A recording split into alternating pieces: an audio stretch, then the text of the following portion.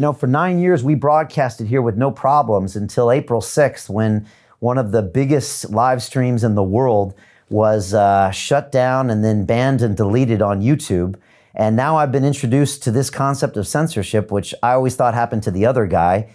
I'm curious, how do you see freedom of speech in the digital era? Well, digital speech has always been, speech and writing have always been tightly controlled. Nobody ever paid any attention to it because the targets were overwhelmingly on the left, and so therefore it was considered perfectly normal and okay. Now the targets are ranging more widely, right-wing interests, of course, becoming an issue. But we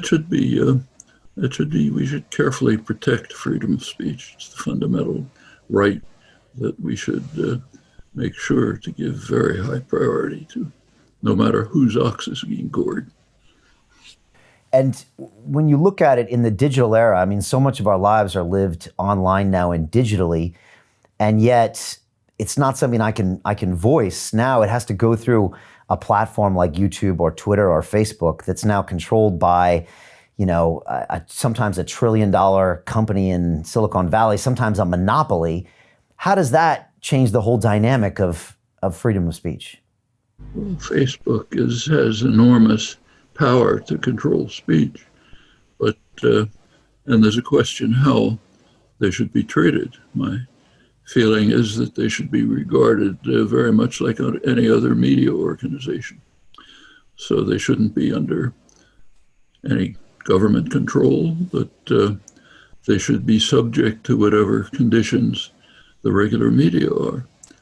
So, for example, personally, I don't believe in libel suits, but if there are libel laws, they ought to be subjected to the same laws that the Times or the Guardian are.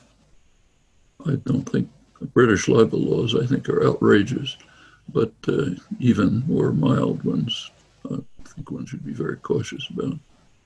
However, to free them from that seems to give them a kind of an unfair position relative to the regular media.